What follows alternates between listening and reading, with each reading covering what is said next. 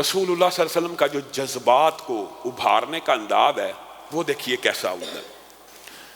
رسول اللہ صلی اللہ علیہ وسلم نے ایک تلوار پکڑی اور تلوار نکالی اور کہا یہ تلوار رسول اللہ کی تلوار ہے، رسول اللہ کی تلوار ہے۔ کون ہے جو اس کے تلوار کا حق ادا کر دے؟ صحابہ نے پوچھا اس تلوار کا حق کیا ہے؟ کہا اس تلوار کا حق یہ ہے کہ دشمنوں کی کھوپڑیاں اڑاتی ہوئے ٹیڑھی ہو جائے۔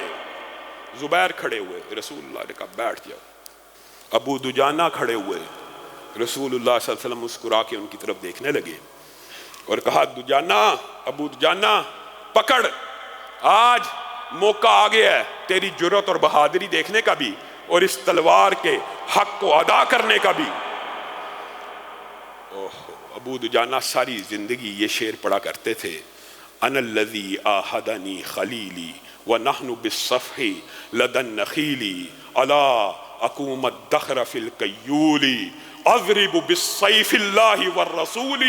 میں وہ ہوں جس نے اپنے رسول سے اس بات کا عہد کیا تھا کہ ان کی تلوار کا حق ادا ہو جائے گا، اور میں وہ ہوں جو سب سے آخر میں صفوں سے ہٹوں گا، میں رسول اللہ کی تلوار کا حق ایسے ادا کروں گا۔ اور کئی مرتبہ یہ جو اشعار ہوتے ہیں دلوں کی دنیا بدل دیتے ہیں۔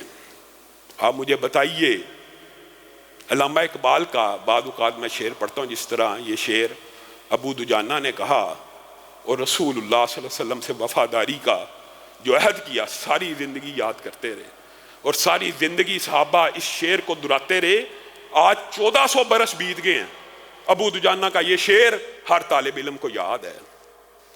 یہ ایک حریت فکر ہے جس کے اندر رسول اللہ صلی اللہ علیہ وسلم کے ساتھ کیے گئے عہد کی اور رسول اللہ صلی اللہ علیہ وسلم کی شرم کی اور رسول اللہ کے لحاظ کی اور رسول اللہ سے کیے گئے تمام عہدوں کی پاسداری اور ایسی شرم موجود ہے کہ انہوں نے بھی پھر اس تلوار کا حق ادا کر دیا۔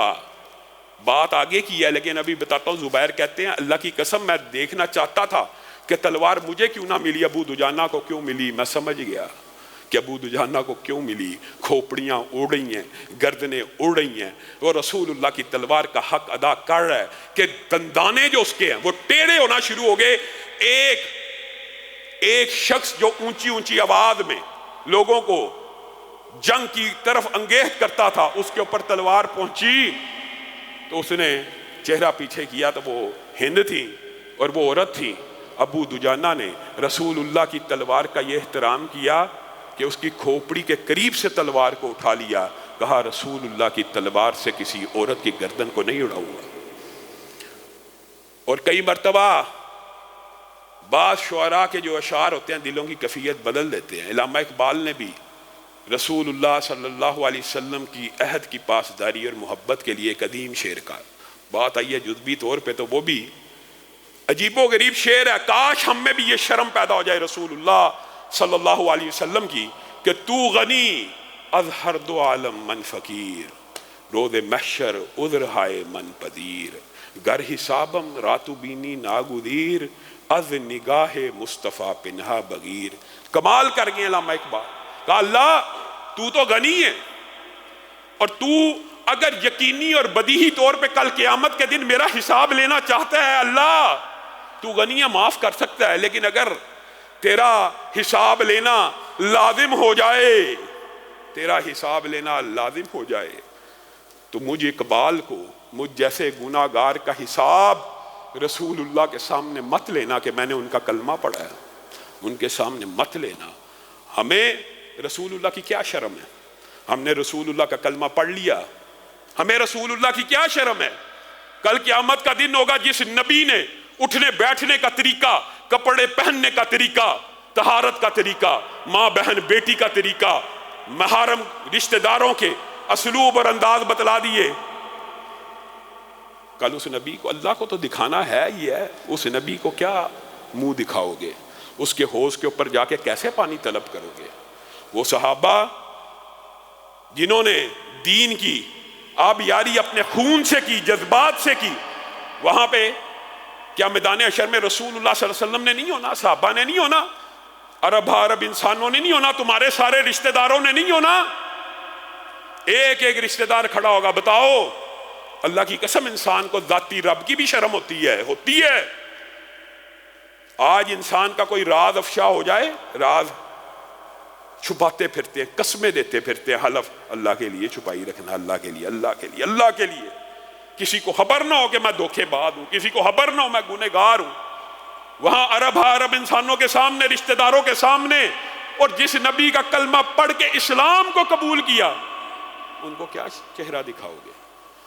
ان کے سامنے کس طرح کھڑے ہوگے کہ ہاں رسول اللہ صلی اللہ علیہ وسلم، میں امتی تو آپ کا ہوں، میں نبی تو آپ کو مانتا ہوں، لیکن میں نے ہر روز شیو کرائی ہے.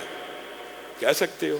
یہ ایک چھوٹے سے گناہ کی بات کر رہا ہوں کہ امتی بندہ نبی کا ہو اور رسول اللہ کو سب سے خوبصورت سمجھتا ہو، اور چہرہ یہود و نصارہ کی طرح داڑھی سے پاک اور صاف ہو، ہر روز صبح گٹر میں سنت رسول کو بہا دیا جائے. ضمیر نہیں زندہ ہوتا. اور شعراء کی بات آئی ہے ضمنی طور پہ، تو کئی مرتبہ اشعار دلوں کی کیفیت بدل دیتے ہیں. تو رسول اللہ صلی اللہ علیہ وسلم نے ابو دجانہ کو یہ جو تلوار پکڑائی تھی، اس کی حکمت تھی کہ پورے لشکر میں ایک جذبے کی، ایک جہاد کی لہر دوڑ پڑے. اور بعض شعراء نے تو اردو زبان کے بھی کئی اشعار ہوتے ہیں جو دلوں کو مو لیتے ہیں. آپ کے سامنے کئی مرتبہ میں پڑھتا ہوں کہ کرتاس کے چہرے پر ایک لفظ لکھا میں نے، یعنی صفحے کے اوپر ایک لفظ لکھ دیا. کرتاس کے چہرے پر ایک لفظ لکھا میں نے، اس لفظ کی خوشبو سے کرتاس معطر ہے، اس نام کی کرنوں سے ہر چیز منور ہے، وہ نام مکمل ہے، وہ نام محمد ہے صلی اللہ علیہ وسلم. آپ اس رسول کو کے ساتھ بے وفائی کرنا چاہتے ہیں؟ اللہ رب العزت جو کہا گیا، جو سنا گیا، اس کو سمجھنے کی توفیق عنایت فرمائے.